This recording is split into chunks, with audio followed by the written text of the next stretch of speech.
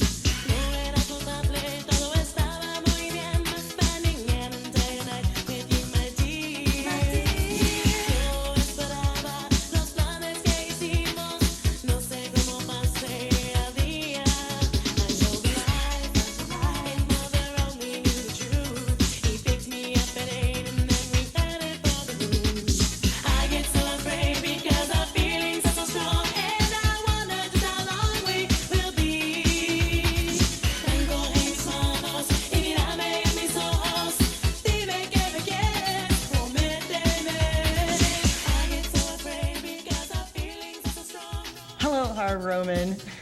Hey, Sandi Castillo Smith. So yes, I am Sandi Castillo Smith, and I am turning the tables on Harv Roman today. He is the man that asks all the questions, and I thought it was about time he gave us some answers. This is the flip the script interview. Flip the script. The shoe on the other foot interview. The shoe on the other foot. Is there any other ways that you could say that? Flip the script, shoe on the other foot. Time to wear a different hat. Turning the mics around. I don't know. Freaky Friday? Ooh. And it was almost Friday the 13th. That was last week. That was last week. You should have did it last week. Special shout out and thanks to Boys and Girls Club on Division of Washtenaw for letting us use the facility today. We are sitting in the building that I used to run, the building that I was a director of. That's right. I'm meeting some of the lovely young gentlemen that club kids that are grown, and now they're running the joint. They were my club kids once upon a time, and you see that they have their little staff IDs now, so they went from club kids to staff. So you do a good job. Did I have an impact on you? Did I? Good.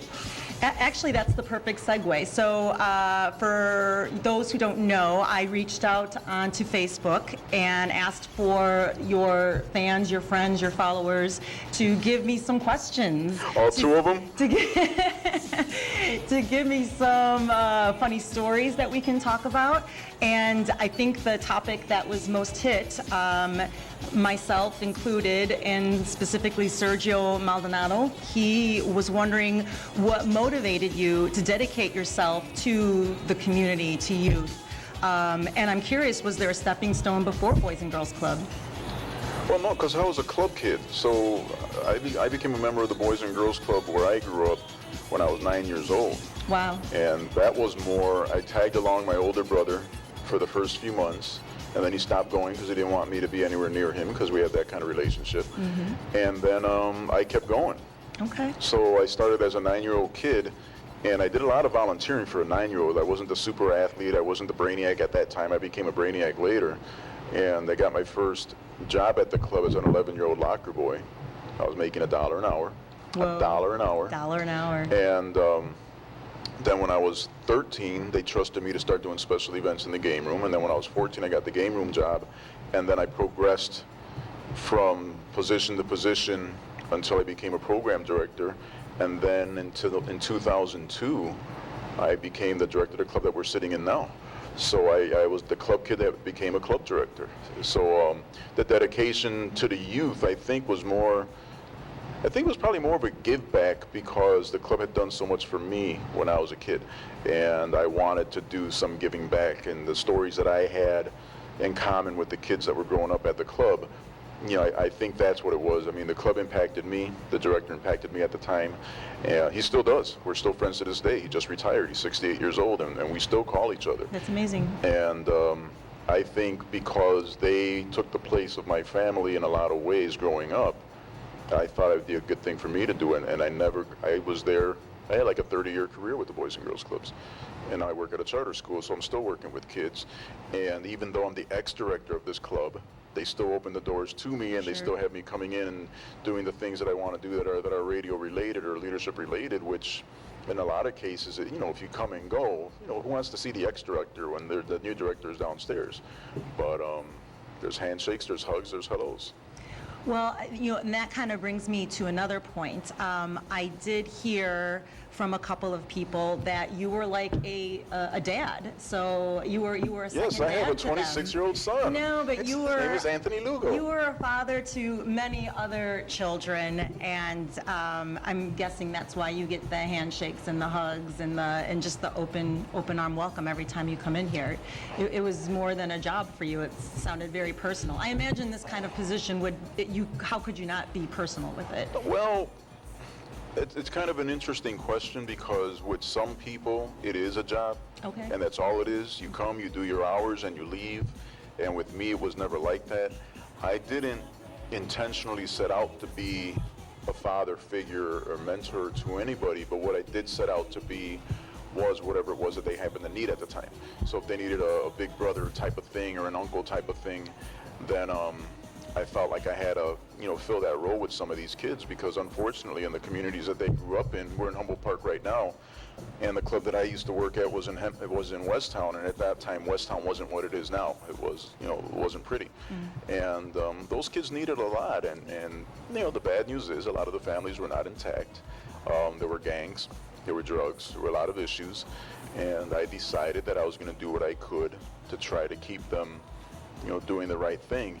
And yeah, I've been called a mentor and a father figure by several, and I always try to minimize it. You know, I've got a little humility in me where I don't take compliments well. You've probably noticed that in the past, but there are several that have said some things, and I got blindsided once by Christina Figueroa, who's now a federal probation officer, and I had her speak at the Union League Club to some of our girls because, you know, she had a tough beginning in her childhood, and she did some things that she probably wasn't proud of. Eventually dropped out of school, became a teen mom, and then decided I'm going to go to school, I'm going to get my master's degree and all this. So I looked at her as somebody who our girls could learn from, and so we did a program here in this building with her. Oh, wow. And after that, I says, you know what, I need you to talk to the Union League Club. I want them to know that you were a club kid, and look at you now. Yes. I did not expect her to tell Harv stories. I did not expect her to say, you know, how Harvey impacted her. And she also teaches at DePaul, and for the last 3-4 years, she has had me speak to her students. And after I'm done talking to her students, then she'll tell the story of she met me when she was a little girl, and she's now not a little girl anymore. Right. And you know, the impact statement that she made in terms of myself. No, I didn't decide I was going to brand her with Harv. It's just, it happens that way, and it happens that way if you're doing it for the right reasons. And I think it was a combination of me wanting to have an impact on these kids. It was a combination of me wanting to give back to the club that gave to me, and I also think that they played a role in my life that they probably are never going to realize, because my family isn't, you know, I mean, I cracked about my older brother a little while ago, you know, not talking and, you know, whatever. But the truth of the matter was, we were not a Brady family or a Partridge family or a Walton family or what's the one, the Modern Family now with Al Bundy.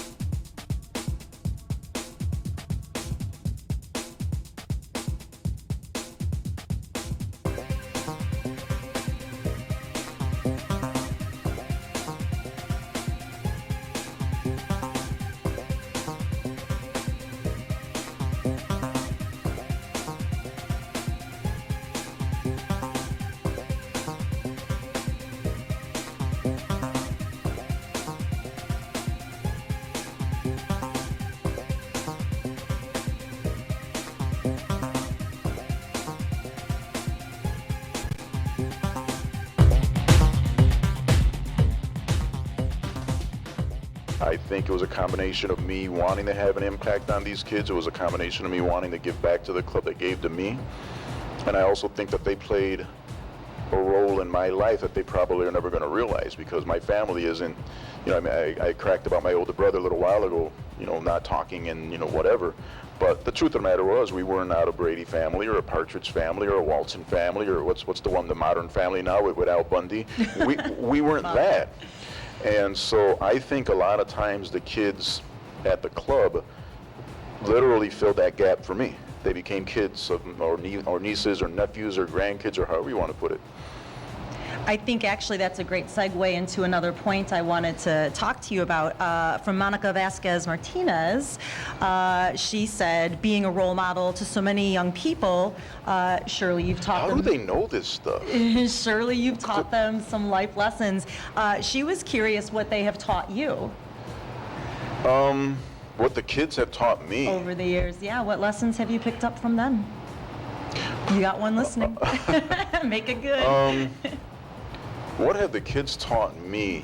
Well, you said they filled a void of family, so maybe not teaching, but maybe a way they give back? Well, I mean, the kids always were a reason for me to be here or to work with them or to come up with things for them to do, you know, like the radio show that we do with the kids.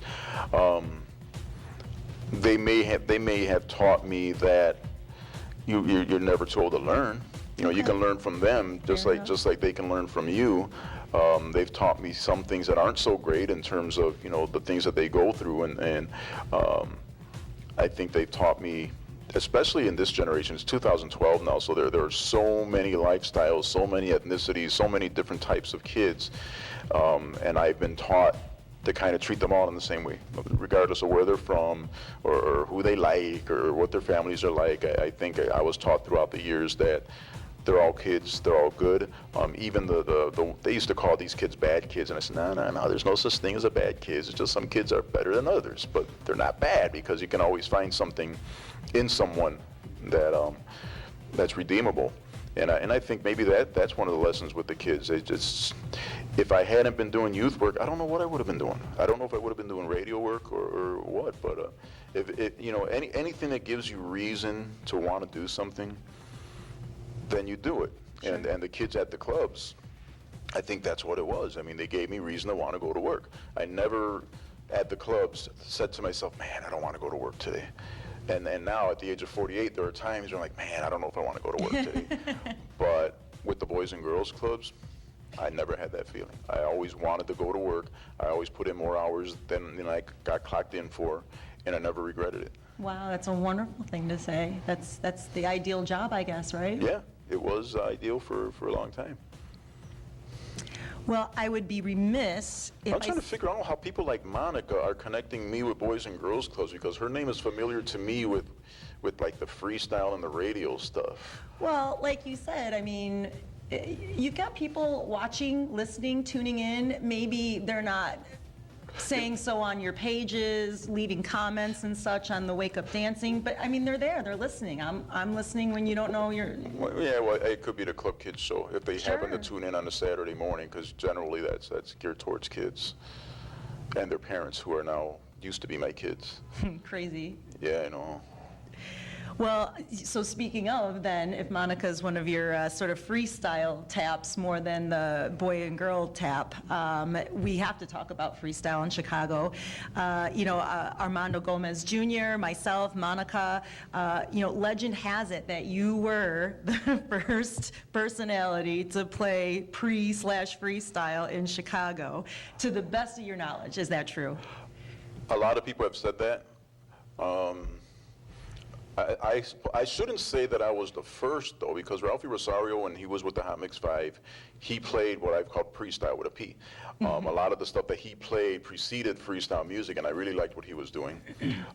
I had a mobile DJ service that I started in, I think, 1982. Wait, you used to spin? Yeah, I used to spin. No way, I didn't know that. No, I was the fourth DJ in a 4-DJ group. What was your name? You don't want to know. Come on, Harv, what was it? The first DJ group I was in, I was Sarnie, the master of mixology. What? Sarnie, S-A-R-N-I-E, because once upon a time there was a girl named Sunny at the Boys and Girls Club, and there was me, named Harvey. Somebody called me, somebody called her, and we both responded. And then whoever did the calling said, "Oh, you must be Sarni," and that was his big joke. Okay. And then Sonny kept calling me Sarni. So when we started the mobile DJ thing, and I was the fourth DJ in a 4 DJ group, I had no nickname, no jamming or kicking or whatever. So what did they call you? Well, she calls me Sarni. So I became Sarni, the master of mixology. And that was throughout high school. And then in '82, I started my own mobile unit because I was friends with Tony Boom Boom Badea's cousin. This was before he was Boom Boom. And I had my mobile DJ team. I heard him spin. He was like 14 years old. He was so much better than I was. So I decided to invite him to start our own DJ group. He was the fourth DJ in his group. I was the fourth DJ in my group. Turned him into Mr. Magic. Turned the mobile unit into Chicago's Magic Mixers. And then he got the Boom Boom moniker by a promoter once because, you know, his wife noticed that Tony was heavier than I was. I'll put it that way. And then it became a Boom Boom thing. It was his style of mixing because he was so quick with the turntables. But, you know, he was Tony. He was big at the time. And so I stopped mixing. Tony was doing all the mixing. But I would still, you know, when we did weddings or cotillions, I would play the rock and roll music or the Spanish music. I would play everything that wasn't dance. Okay. And then Tony would do all the disco / freestyle stuff. But Tony had stuff in his crates back then. Like Who's Your Boyfriend? I forgot the name of the group. Like Naomi's Please Don't Go. The Shannon stuff. Sure.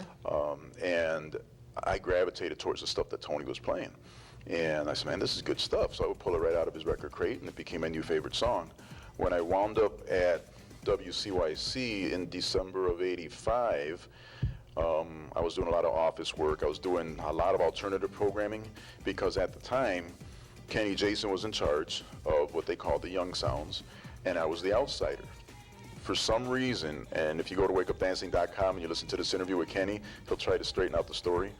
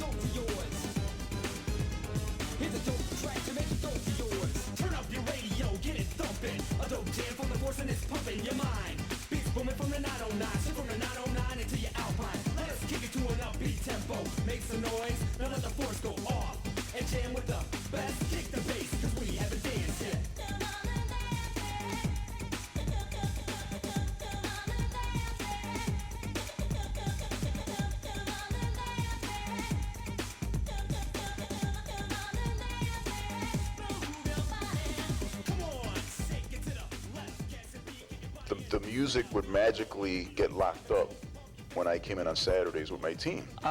So we just created all kinds of stuff, and alternative tracks here, a slow jam thing there. And when I was doing, 15-minute or a half-hour show, I would take Tony's stuff with me, the stuff that I liked, the Shannons and the Naobis and stuff. That's what I liked. Eventually, Kenny named me program director in '87, and I was already doing my own show. By then, he started liking me for what I was doing, by the way. And and house was big at the time, but there were 8-minute versions of songs that just were so repetitive that when I became program director, I said, no, we can't do this. So my show was basically a freestyle show or pre-style show. Then when I became program director, I started putting it in regular rotation on all the shows. And people gravitated towards it. Not many people were playing it. I know Tony was because I got it out of his record crate. Sure. Ralphie had progressed because house was so big that Hot Mix 5 was doing all house music and not really any freestyle music. We're on 28th and Ridgeway playing a lot of the freestyle that had come out at the time, and the connection between the Latino audience and the Latino artists. I mean, your song was bilingual, and there were songs like that, like Baby Don't Go in '87 was a bilingual song that we played a lot, and I wound up getting credit for exposing the artists and the music. And in '85, was it Freestyle? Did it already have the... no, right. 86 is usually the year that everybody connects with the birth of Freestyle, because 86 is when TK was formed and Cover Girls were formed, so 86 seems to be the birth of Freestyle. But if you go back a couple of years, you'll find your Exposés and your Company Bs and groups like that they were not labeled as Freestyle. It was like Miami Dance or something like that. And then when the New York acts got involved, then it got labeled as Latin hip hop at first. Yeah. And then eventually it became Freestyle. And it's weird because on the north side of Chicago, they were calling it Heartthrob, which I never called it. Heartthrob, sure. And on the south side, I'm calling it Freestyle because that's what I called it. Sox versus Cubs or something. I don't know. And it's weird. If you find north-siders from back then, they'll call it Heartthrob and not know how it got the name Freestyle. And you go to the south side, the old CYC country, and they'll all call it Freestyle, saying, well, it's not Heartthrob. They have no idea. So I was given a lot of credit for being the first to play it, the first to program it, and then I would talk to the promoters, Tony Batoya at the time, and Charlie Martinez, and Pinky from All Star Productions, and then we would talk about bringing these people in. Okay. And of course, coming in meant Harv wants to interview, so then I'm just interviewing all these people, and nobody else was interviewing them because nobody knew who they were. You were playing a much larger role than I realized. So I would interview them, I would play the music, and then at CYC, and we're going to use our half hour talking about this stuff, but at CYC what I thought was important was to get to know the artist. So I made certain that everybody announced the songs, and then they would back announce the songs. And you couldn't just play something and not tell anybody who it was. Sure. These days, you could listen to 2 hours on a B96 and not know who's what. Yep. But we did it that way, and then the artists were so good at coming through or calling or whatever that CYC became known for the music and the interviews and the artists, and no matter how big the artist got, they would still tell you that they got their first shot at WCYC. So it's kind of interesting how it blew up, and I think in a lot of cases it was the artist who kind of gave me the credibility, because they would always give us the credit, and then the listener response to what we were doing. If the listeners had not responded to what we were doing, it wouldn't have worked. And back then it was just a phone. It was a phone. Tweet it, you couldn't update your status. No tweet. there was no tweets, no Facebook, no MySpace. Or they would physically come to the station. Well, they would call, because we would have people in studio, and so we'd say, call us, make a dedication, make a request, or whatever. And even if the call didn't wind up on the air, the artist would talk to the people off the air and whatever. So, it was kind of I wasn't setting out to do anything. To me, it was just important to get to know the people as opposed to just the songs. It was just a strategy I had that I didn't even do it on purpose. It was just, and then at that point, my programming strategy became programming by the artist. So whatever Sandi came out with is getting played. If the listeners like it, great. If they don't like it, then we won't play it as much. Sure. So it wasn't payola, and it wasn't whatever's in the top 10. It was really listener requests. Once the listeners decided something was going to click, then it was also going to be up to them to decide it wasn't going to click. And there were times, like when George came out with I Want You Back, the listeners are like, what's this? Because, he redid a Jackson song that wasn't, the listeners didn't respond to as much as they could. So, then you end up not playing it as much. But I think I think the artist ended up appreciating that. The fact that I would program by the artist or by the record label. Whoever was good to us, we're good to them. And then there were songs that they would bring to us that may not have been the greatest of songs, but we would still put it on the air. Mm-hmm. And then we would let the listeners decide by request or whatever if it was going to work. Can you remember the first act you brought in? Oh, boy. Well, the act that stands out the most, fair enough, to me is Nelson Cruz, Fast Forward, strictly because once I brought him in, we became friends. We became personal friends. Personal friends to the point that he didn't want to stay in a hotel. He would want to stay at the house. Oh, that's great. And so, save Charlie money or whatever, we'll stay at the house. Then Nelson went back to New York, and at this point, Nelson was producing Shannon, he was producing Brenda K. Starr. He was huge. And so what he did was, he went to them all over there and said, listen, if ever you go to Chicago, you have to do Harv Roman's radio show. You better not go through Chicago and not do Harv's show. And then if he was in studio, that was how we did our first Brenda K. interview. It wasn't even an interview. He was in studio and he said, let's wake her up. something weird like that, if I remember right. So he's on the phone calling whoever's in his Rolodex or whatever it was at the time, and Nelson giving word about me in New York, what we were doing here in Chicago, was huge because he was credible. Sure. And it made me credible. I wish I may and wish I might have my prince tonight. Starlight, star bright. First I see tonight. I wish I may and wish I might have my prince tonight. Where's my knight? In shining armor. Where's my prince? Who saves the day? Is it wrong to want a fairy tale? Happily ever after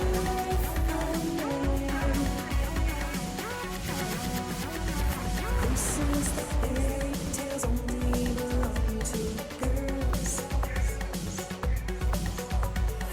I may be older than heartbreak, it still hurts. Got so much to give, got so much that's good.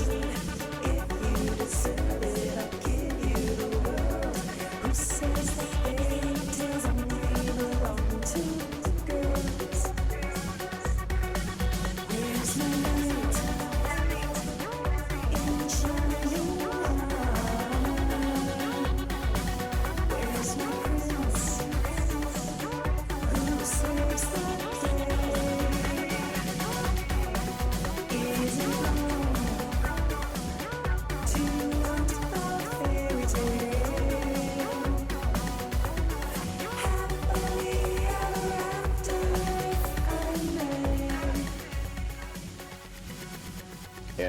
And it made me credible. And then I guess the good news is once they met me, like in your story, we became friends. It wasn't just an artist and a radio guy. Right. We were friends. Heck, our first interview was in '91. Yep. It's 2012, and we're still sitting across from each other. So I guess that would be the biggest one. The interview that probably created the most buzz was when we had TK in studio for the first time, because TK had blown up. And They're good-looking guys. They And they sang. They started in '86, but they didn't set foot in Chicago, I want to say, till '88 or so. So there was like this anticipation, and then when it turned out that they were going to be in studio, the listeners went nuts. Were you a little starstruck then? Could that have been like, was that, who have you met that was sort of a big artist and made you a little nervous to sit down? The first time I interviewed Judy Torres, Oh, because I interviewed her later. I think the first time I interviewed her might have been '98 or '99. So I had already been doing radio for a Sure, while. a long And Judy time. was already big, but she wasn't coming to town for some reason. So I had never connected with her. So I was a little awestruck when it came to Judy. The Loose Touches, the George Lamons, not so much, because I interviewed them when they were first starting.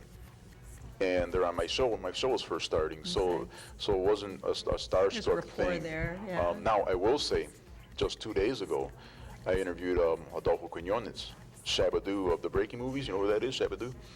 Yeah, well, I didn't go to either. YouTube. I apologize. Well, and I literally said, this has now become a new radio highlight for me, because the impact that he had on kids back in the mid-'80s with the movies and what he's continued to do with young people, it just never struck me that maybe I ought to interview this guy until recently. And we went to the same grade school. He went to the Boys and Girls Club, and he told a story on the interview about, this mentor at the club, not Harv, somebody else that really had a huge impact on him. He put me on a mission. He wants me to find this guy. Oh, really? Shabba-Doo is 57 years old, and he remembered the guy that taught him how to shoot pool at the club, and he got a little emotional about it when we were talking about it. But when they confirmed that I was going to be able to interview him, then I was like, man, I hope it comes through. Man, I hope it comes through. Now, I've interviewed people who have become big.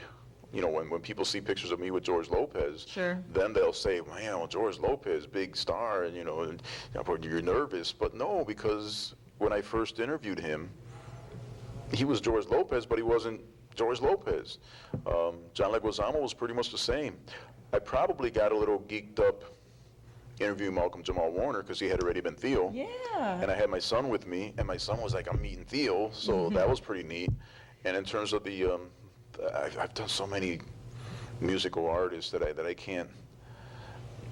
can't tell you if there's somebody that was like, man, I'm so glad that I mean, I've always been happy to do interviews, but I can't think of anybody that Yeah, and real quick, I just wanted to give a shout. Gino Soundwaves, in particular, was who was looking for that kind of info. he wants to know who was I awestruck Harv. by. The actors, because they were not in the freestyle business. Some of the comics that I've interviewed, I mean, I've interviewed Paul Rodriguez, and he's huge. You know, people like that, I think, because they're, again, with the freestyle thing, it's you and I, we've been friends forever. So a lot of the freestyle acts, most of the freestyle acts that I've interviewed, I've known you guys since you started. So it's not an awestruck moment. It's more that we're both progressing, Yeah. you know, and achieving things, and I get to be proud of you, but I don't go, wow, that's Sandi. I just touched her. Because you're Sandi. Have you ever had a radio show, whether it was someone you were interviewing or it was just your regular show, where you had a WTF moment, like something just went horribly awry? I think that was Monica that was wondering if there was any snafus. Well, I'm not going to say awry, but Judy will remember this. We had a Judy. Torres? Yeah, we had done the Oak Theater with Judy Torres the night before. And of course, I'm the MC, so I bring her back and talk to the fans a little bit. And so she announced to the Oak Theater crowd that she was going to be at WCYC Sunday the next day. And she said, you're all invited. And the Oak Theater was on like Armitage and Western Avenue. WCYC was on 28th and Ridgeway, so we're not thinking How big is, people are going to show head up. capacity? And it was Sunday afternoon. Okay. So anyhow, Judy shows up for the interview, and the next thing you know, that hallway was filled. You remember that hall that led into WCYC? There were probably 75, 80 people. Wow. So I opened the interview with Judy, and then she says, you know what? I have to excuse myself. The fans are out there. I want to meet them. I want to sign autographs. So she walked away from the interview to meet with everybody. So I'm playing her music and I'm talking about what's going on. Okay. But she wanted to mingle with everybody that showed up. And she's still like that today. And she came back, man, it was probably 20, 25 minutes later, and she apologized, but she said, all these people came to see me, so I wanted to see them too. So our actual interview, probably not even 15 minutes. And she was there probably for an hour. Wow. So to me, that was a powerful thing for two things. We were at a Northside Theater, and we're a Southside radio station. It was kind of a comment, if you're going to show up, show up. And how many people are, and I don't remember when the Oak Theater used to close back then, but let's just say it was midnight. You're midnight, you're on your feet, you're at this freestyle event, you finally get to go home. Who's really listening when Right. Judy says go to 28th and Ridgeway? That's right. 75 or so did. To me, that probably, in terms of a show, that might have been the most awestruck moment, only because so many people showed up. And again, back then, there's no online radio. There's no podcasting. It's you, an aluminum foil, and a fork, and a coat hanger trying to catch 90.5 FM. It really was. And for that many people to come out, I think about it now, and I didn't shoot interviews I didn't shoot videos of our interviews back then. I wish I would have, because that probably stands out as the show in terms of on the air. The only one that I guess would have compared is my last show.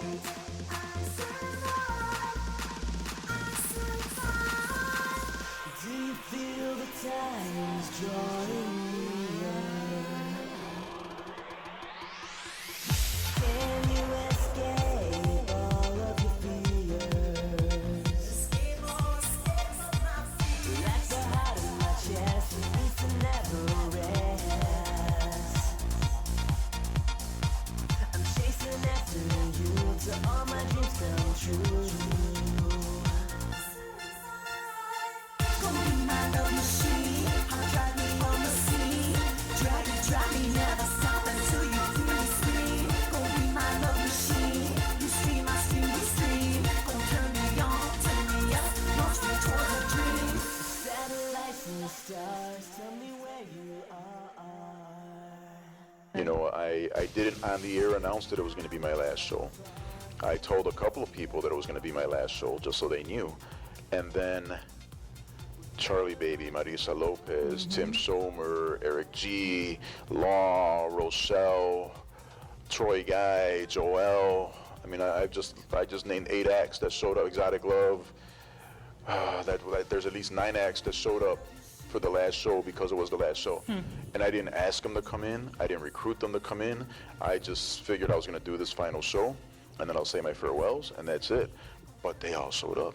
I mean, you've seen the picture, and it wasn't coordinated. They showed up, and then when it was all said and done, we all went to Technicolor on Chicago Avenue.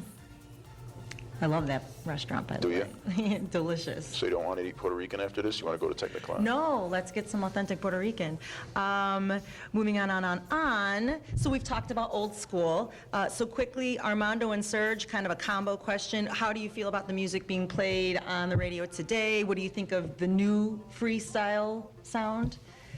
You just did Mary Reyes, right? Murray Reyes. Yeah. Murray is very cool. Yeah, she is very cool. We talk a lot off the air, literally. We call each other a lot, and I have not yet interviewed her. And every time she promotes that I thought you did interview her. Every time that she says she's going to be on an interview show, I go, I'm jealous. Because every time we've said we were going to do an interview, it hasn't occurred. Yet, we've talked off the air about a lot of stuff. And one day she's apologizing because, you know, the latest, you know, thing that occurred that we couldn't do the interview. And I said, you know what? If I never get an interview and all I had was these personal conversations, I'm okay with that. Because to me, that's a friendship. It's not an artist thing. It's a friendship.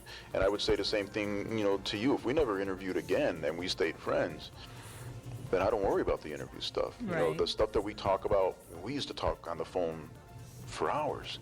Those are the conversations that... But I'm a little disappointed, though, because I reached out to her. I'm like, give me some dirt. Tell me something. She doesn't know any dirt. But you said you guys talk all the time. We do. She made a comment. She said, this interview thing is about to get rather interestingly caliente. I definitely have to listen to this one. Can I be on three-way? Ha, ha, ha, ha. Well, if it were live, it would have been nice. You know, Marie's an interesting because I like her music. So do I. We haven't met face to face. We've talked a lot on the phone, but a lot of the times that we talk, she calls asking about the business, asking about people, asking about contracts. I mean, that kind of stuff. And then we'll talk about, you know, other stuff here and there. But she's, I don't know if she wants me to talk about this, but sometimes I think she sees me as Theo Freestyle or some kind of mentor or something like that, because even, you know, she's starting off, she's been around for a couple of years, but she's still kind of getting her feet wet. And I think because I've been around and I've known whatever I know, that's how, you know, that's where a lot of our conversations go towards, is the business and what to expect. Well, and I feel like the scope of how you sell records these days and promote these days is different than what it used to be. I think we need to come back to an old school approach. Yeah. I mean... and she's never asked me to push anything of hers. I just happen to like it. Sure. And we became Facebook friends, because that's the thing to do in 2012. Right. And then... we traded numbers because we were going to do an interview, and we just became friends and have conversations and have never hit the mic yet. Well, so you like Murray's music. How about other new style? Well, there's no new style. It does sound a little rehashed still. What was it, the Black Eyed Peas with the Can You Feel the Beat? There's literally Lisa ends up getting sampled into the music. You know, the music that's out now, you would listen to Lady Gaga and tell me that wouldn't have been freestyle if there was a label to it. There are songs of hers that blatantly sound, you know, freestyle-ish. I do like what's that, LMNOP, LMAO, whatever the group is. Laughing my off, I do like them, I do like their music because it reminds me. So of, you of like the that old little club music. dubstep breakdown in the... I don't know what it's called. I don't know if it's dubstep or two-step or whatever. All I know is that I like it. You know, so I do like some of the new stuff. I like when people like Judy and George experiment with different sounds, even though, you know, sometimes people, well, why don't you just do your freestyle? Like, well, you probably get it too. You know, you dabble in other forms of music besides I love freestyle. electronic music and dub, and I put stuff out there on my Facebook, and I get crickets. And the fans are like, well, when are you doing another freestyle song? I mean, George comes up with Don't Start Believing, which I thought he did a killer version of it, and then, you know, he has to prod people into singing along at Studio 63. I mean, the bad news is, you know, freestyle is a form of music that's considered to be, you know, classic and, you know, 20, 25 years old, and they want the artist to continue that style of music. But if you're going to crack a Billboard chart, if you're going to get radio play, then you need to do something a little bit different. Mm-hmm. The interesting thing is that the acts now, the newer acts, they're going back to music that they grew up with, and they're putting elements of that into the new music, and people think it's new. Mm-hmm. Can you feel the beat is not new? Or even the Pitbull song with the baby. Yeah, well, Pitbull, I like Pitbull. Have you ever got to speak to him, meet him? No. I mean, and he would be one that I probably would say, oh wow, now I'm talking to Pitbull, because okay. he's not somebody that I saw grow up. Yeah, who's on your bucket list, as far as who you would like to interview? That's a good question. I don't know if I have one. Okay. If it came down to just the one, then Madonna would probably be the one, only because I was playing everybody, her club stuff, before she blew up. Mm-hmm. And I liked her stuff. I forgot there was another song she did besides Everybody back then. And it was the 12-inch on Sire Records. I've got the thing. And then Borderline and Lucky Star and videos later, she's Madonna. Right. But her roots were in dance music, and sure. And if you listen to Everybody, it's pretty much a freestyle song.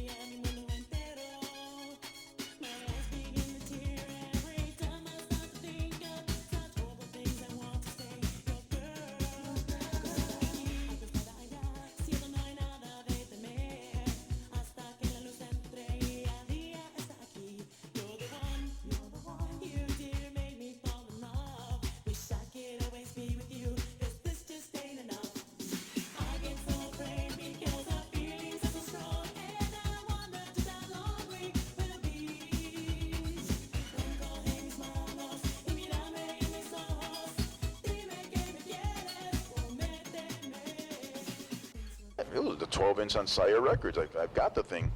And then Borderline and Lucky Star and videos later, she's Madonna. Right. But her roots were in dance music, and sure. And if you listen to Everybody, it's pretty much a freestyle song.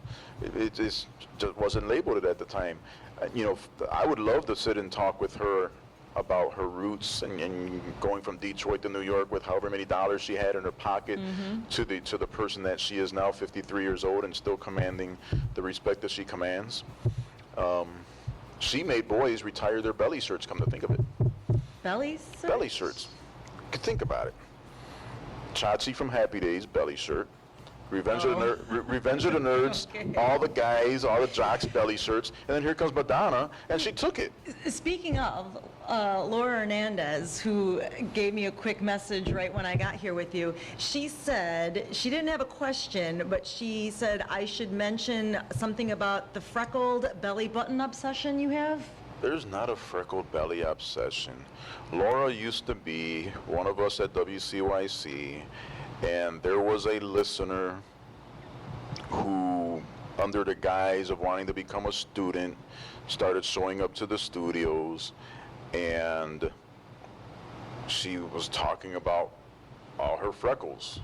She lifted her shirt to show that she had freckles even on her belly. Okay. And Laura was there, and Laura, this other girl whose name I won't say, she used to write these She Loves Harv types of things, and it got to the point where I decided she couldn't be a student anymore because she was more into this weird obsession, for lack of a better term, than wanting to be a student. But she flashed me her freckles, and Laura forever thinks. Ran with it. Yeah. And every time she mentions that term, it brings me memories that are not always good. Makes you cringe a little bit. Yeah. Well, I know we're trying to wrap up. Some general comments, and if we have time for more question, we'll do question. I do want to say Connie Garcia didn't have a question, but she said Harv is the best, and he should have a street named after him. He has always been there for us. He's like a second father to me and to a lot of people. That's all I can say. Connie was one of my club kids. She's a mom now, but I had her, from the time she was 6 years old, and it's interesting because I just tagged her on a post on Facebook 14 years ago. She was part of a group of kids that interviewed Patty Vasquez, big famous comedian now. And Patty's DVD release is coming up the 26th. And so I'm replaying the club kids interviewing Patty. Oh, because crazy. Patty's this big DVD. And I actually tagged these kids because I think Amanda's 23 and engaged to be married. And I'm saying, you guys ought to go see Patty at her DVD release party, and then say, listen, I interviewed you when I was 9 years old. And Patty would get such a kick out of that. And Connie was in that, one of the kids that interviewed Patty. Callie Burgos said all she had to say really was that she just calls you her freestyle fiance. Yeah. That sounds very parallel to the freckled belly button obsession. No, it's not an obsession. The good news is that I recently saw a Lindsay Lohan movie, and she too is freckled. Yes, she is. So I no longer think of the other one that Laura referred to. And when I saw this movie, and I noticed, I said, you know what? And I don't know if it was a text or if it was a Facebook, but I sent it to Laura and I said, I no longer think of the other person now, because Lindsay Lohan has freed me of that. I thought there was only one freckle-bellied person out there, and she was the one with the crazy obsession back at CYC. And Callie from Joyzy is an online listener. She listens to what I do when I podcast. And she's very, very nice, and she's very, very affectionate when she types. And during one particular show, we were doing a lot of back and forth live, on the computer. Because when I'm doing my shows online, my face is in the computer while I'm doing the show. I got my equipment, and then I got the computer. So I don't know if you've ever listened and you done this at the same pretty darn quick. Right away. Yeah. Because I think that's the way it should be. Yeah. And we just had an exchange. And I proposed and I said something like, I ought to just put a ring on layaway. And then she jumped at it. I would accept it, and then I said, well, I guess you're my freestyle fiance or something like that. So we've not met, but and I don't know if she's married in real life or not. So if there's a Mr. Cali somewhere, there's no ring on layaway. Sergio Maldonado, he just wanted to give credit where credit was due and said that in regards to WCYC, he said this station shaped the sound of Chicago. Well, At least the sound of a particular segment of Chicago, because you'll have the north side that never heard of WCYC for the most part with their heartthrob stuff. But see, you know, in whatever you would consider WCYC country, yeah, because the listeners made the effort to listen to us when they didn't have to. It would have been very easy to do a B96 or Z95 at the time, or BMX or whatever, and what they did was, and you were there, you lived it as an artist, you know, once they bought into you, and then we were the only guys who were playing you for a long time. Yeah. You know, when B96 started playing freestyle with the Georges and the TKAs, they were like 4 or 5 years late. I remember the Promise Me remix, the bilingual version, came out the same time Noel's Question did.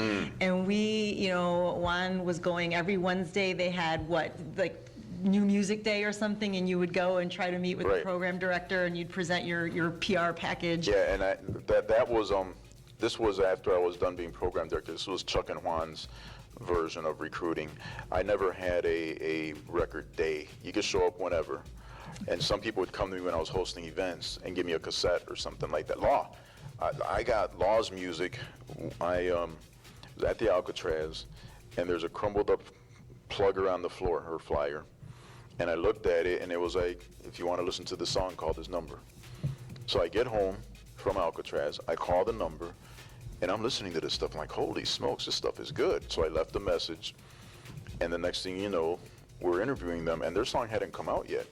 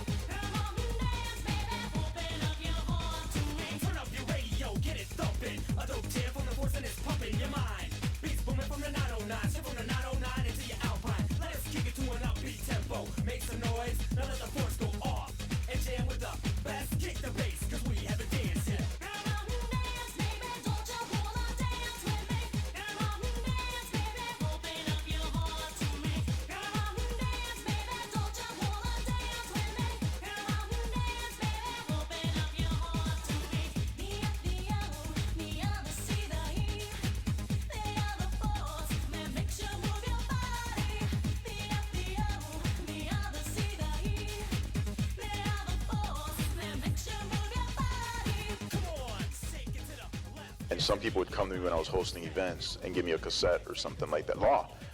I got Law's music. I was at the Alcatraz, and there's a crumbled up plugger on the floor, her flyer. And I looked at it, and it was like, if you want to listen to the song, call this number. So I get home from Alcatraz, I call the number, and I'm listening to this stuff. I'm like, holy smokes, this stuff is good. So I left a message, and the next thing you know, we're interviewing them, and their song hadn't come out yet. And then it just blew up. So yeah, but the typical radio station back then, yeah, they had certain days that you would come in and push your stuff. But to me, if you gave me your record and it was clean, I'm going to play it at least once. If it works, great. If it doesn't, it doesn't. These days, it's such a political game to play that the foot in the door is usually who produced it, you know, or something like that, who remixed it.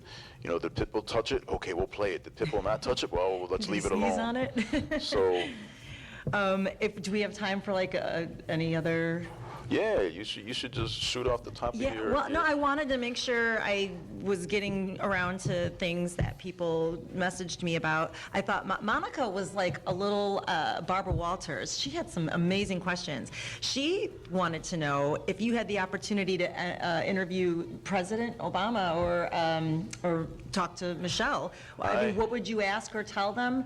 I'm wondering if it would be community-based, too. I met Barack Obama at a tutor mentoring conference when he was I was part of the Union League Boys and Girls Clubs, and he was part of a South Side, they were community organizers. I don't remember the name of the outfit, and he was the keynote speaker, but he was just this community organizer guy. Wait, how long ago would you say that? He wasn't a state senator yet. Okay. He was an organizer. He was a community guy. He hadn't been elected to anything. He was just, like me, a community guy. And he spoke, and he did really, really well. And me, I'm a fan of people who speak well. If you're articulate, if you can get a point across. I was a big fan of Harold Washington, for instance, just because that guy could talk circles around people. And Barack Obama speaks at this tutor mentoring conference however many years ago, and I made it a point to go find him afterwards and tell him how good he was, and shook hands, whatever. We didn't take pictures, and I wish we would have. Yeah. Who would have known? But he was good. Yeah. And back then you knew that there was something about that guy. That there was something about him in terms of being articulate. He works without notes. He's good. And so I actually did meet him. Okay. Never tried to track him down. It'd be a little harder to do that now. But I mean, me and David, our documentary videographer guy, I had him help me interview Miguel Duvalier, who was a state senator and a city clerk. He used to be director of this club when it was in another form, in another building, but at the same address. So we've done some politicians, some Hollywoods and stuff like that. I've done a little bit of everything. Just want to make sure I hit everything. You said that you found yourself on Wikipedia. Did you add, or did you have to correct anything? I Googled. Did you know he's on Wikipedia? I Googled myself. I Googled myself too. Have you Googled yourself? And I did, and somebody, I don't know who, had put in an entry at Wikipedia that talked about Chicago Freestyle and whatever role WCYC played and I played, and whoever wrote that, they were on point. So they knew what they were writing about. I didn't put it in. I don't know who put it in, but they did. They talked about, it was almost the exact same thing I said. That I took a format and I faded out certain music. Did you have a bio somewhere maybe that they just copy and pasted? Yeah, I don't know. Maybe they listened to the Kenny interview. Maybe they've listened to me. I don't know. I don't think I have a bio online. There might be, but they were on point, and so it was kind of neat to see Wikipedia covering freestyle, and then they divided it up: Florida, New York, Chicago. When they got to Chicago, I was the one that was named as the big influential person when it comes to freestyle. So it's a nice thing to hear. I try, I always try to minimize it, because it could have been anybody. It just turned out that I liked it and I played it, and others didn't like it so quickly. You can't be too humble, Harv. Because we're in Humboldt Park.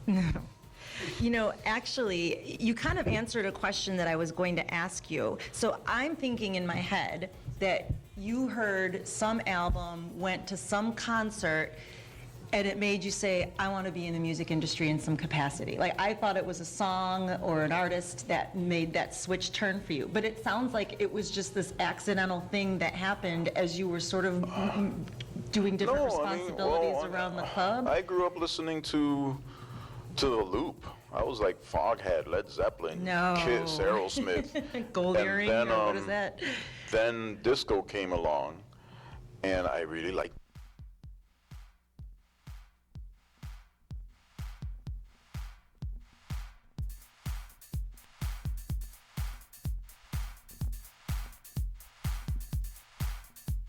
You're my true love, and that you'll always be. Time can never change, boy, just what you mean to me. I've saved a place, it's for you inside my heart. It's like we're still together, even though we're still apart.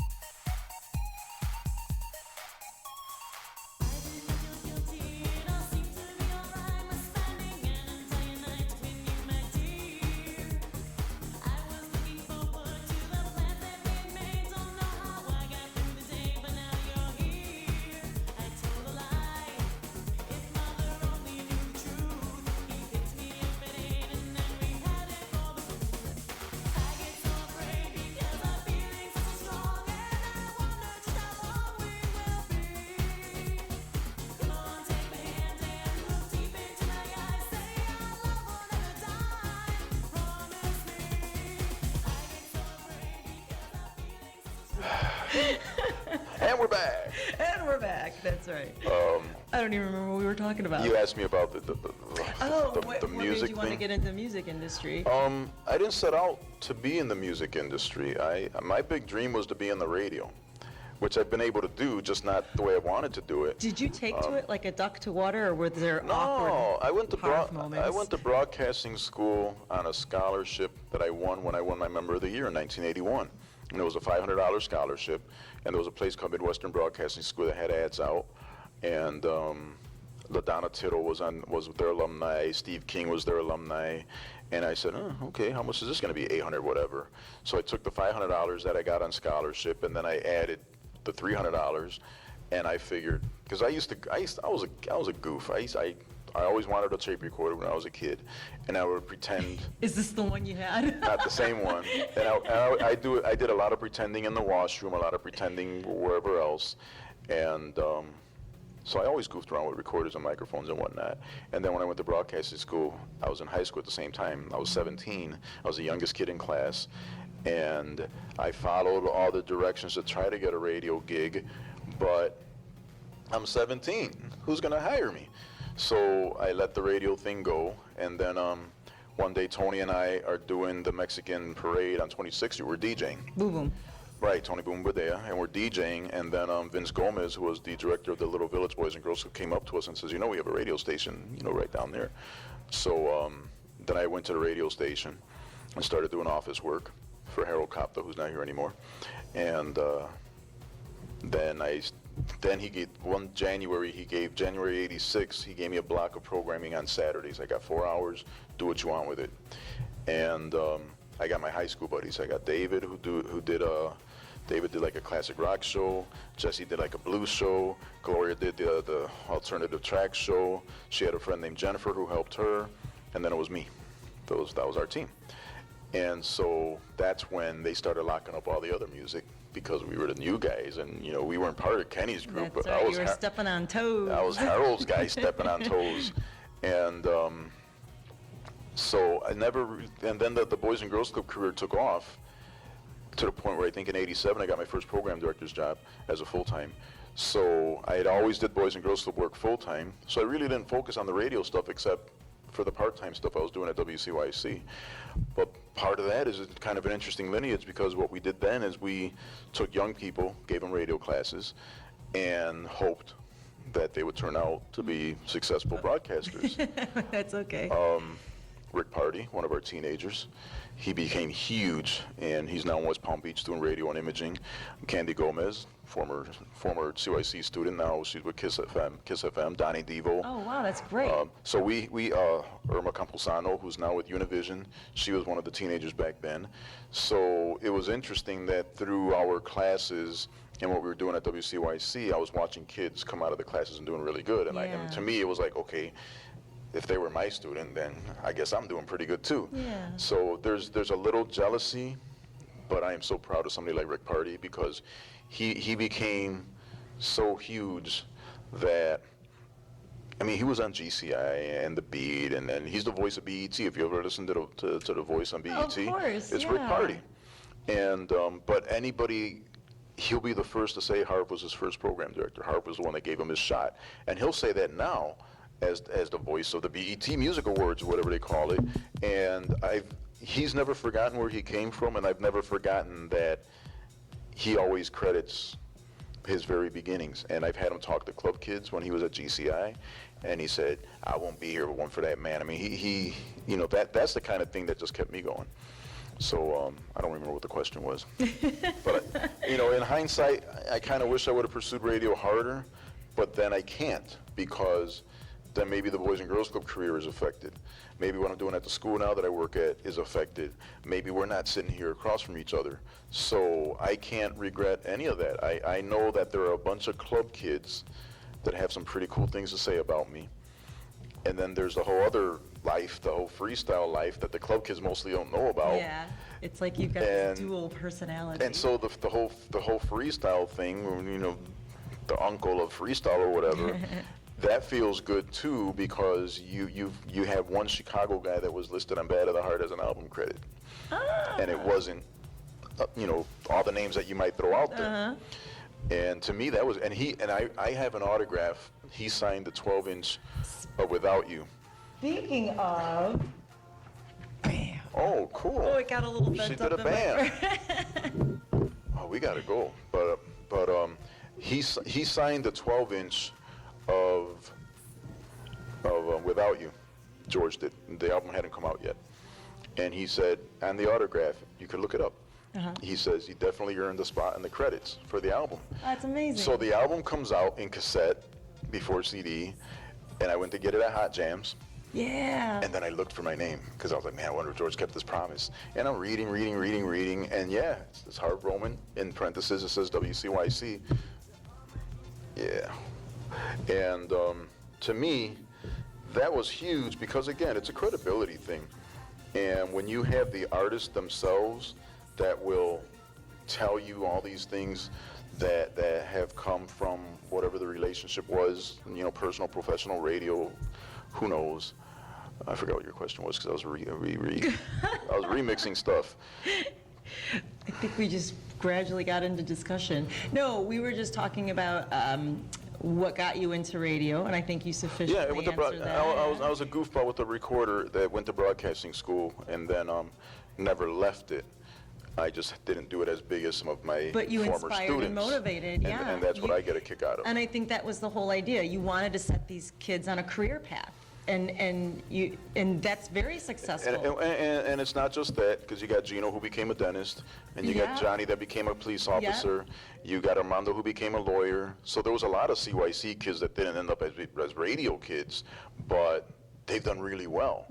And a lot of them, even little Laura, her daughter does voiceover work in California, and little Laura says that, even with her freckle belly comments, she'll say that what happened at CYC when she was just a 14-year-old shaped how she has gotten her daughter into the voiceover world in Los Angeles.